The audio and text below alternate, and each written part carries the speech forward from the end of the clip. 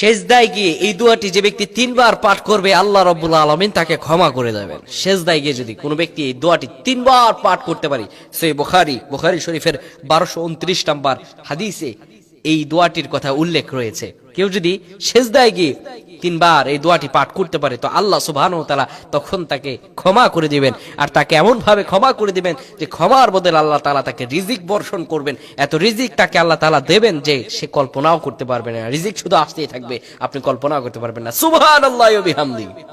প্রিয় বন্ধুগণ আমার, সেজদা হচ্ছে একটি গুরুত্বপূর্ণ জায়গা। কোনো ব্যক্তি যদি সেজদায় গিয়ে আল্লাহ রাব্বুল আলামিনের কাছে করজোড়ে চাইতে পারে, মহান রবের কাছে হৃদয়ের ভালোবাসাগুলো বলতে পারে, আমার রব আল্লাহ তাআলা তার সব গুনাহগুলোকে ক্ষমা করে দেন।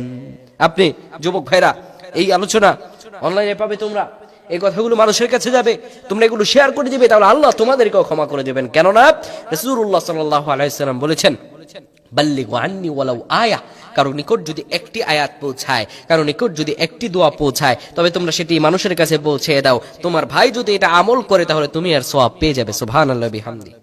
কোন ব্যক্তি যদি সিজদায় পড়ে গিয়ে আমার রবের কাছে দোয়াটি করতে পারে, দোয়াটি হলো আল্লাহ তাআলার কাছে করজোড়ে পড়বে, ইয়া রব্বি গফিরলি, ইয়া রব্বি গফিরলি, ইয়া রব্বি গফিরলি। আল্লাহ রাব্বুল আলামিন তার কুদরতি পায়ে আপনি যখন সেজদা দিবেন, আমার রব সঙ্গে সঙ্গে আপনার পায়ে, আপনার মাথার মধ্যে কুদরতি পাটা ঠেকায়া দেয়। সেজদায় গিয়ে আমরা 5 বার পড়বো। আগেই সুবহানা রাব্বিয়াল আ'লা, সুবহানা রাব্বিয়াল আ'লা, সুবহানা রাব্বিয়াল আ'লা, সুবহানা রাব্বিয়াল আ'লা, সুবহানা রাব্বিয়াল আ'লা। অর্থাৎ আপনি পড়ছেন পবিত্র ওই রব যিনি আ'লা, সব চাইতে সবার ঊর্ধ্বে।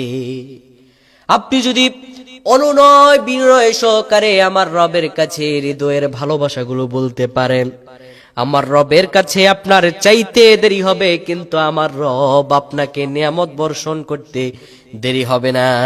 কেননা আমার রব তো বলেছেন, আল্লাহু ইউদাইফু লিমান ইয়াশাউ ওয়াল্লাহু ওয়াসিউন আলিম। আল্লাহ রাব্বুল আলামিন জানিয়ে দিয়েছেন, ও দুনিয়ার মানুষেরা শুনো, আমি রব তো হলাম সেই রব যিনি মহাপ্রাচুর্যের অধিকারী, যিনি আমার সেই রব যে আল্লাহ রাব্বুল আলামিন সব কিছু বান্দাকে দান করেছে। আপনি কি চাইবেন? আপনার কি চাওয়ার আছে আবার রবের কাছে বলুন। অভাবে আছেন, রবের কাছে অনুনয় বিনয় সহকারে চোখের পানিগুলো ছেড়ে দেন। আপনার চোখের পানির বদলে আমার আল্লাহ তাআলা আপনার সব দোয়াগুলোরে কবুল করে নেবেন।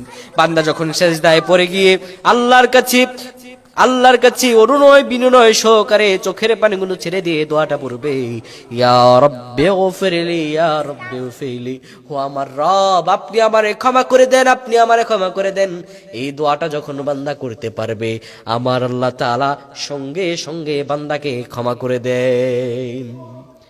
তো প্রিয় বন্ধুগণ আমার, সিজদায় পড়ে এই দোয়াটি 3 বার পাঠ করতে হবে। আল্লাহ আমাদের প্রত্যেককে কবুল করে নিক। আমরা সকলে পড়ছি আল্লাহুম্মা আমিন।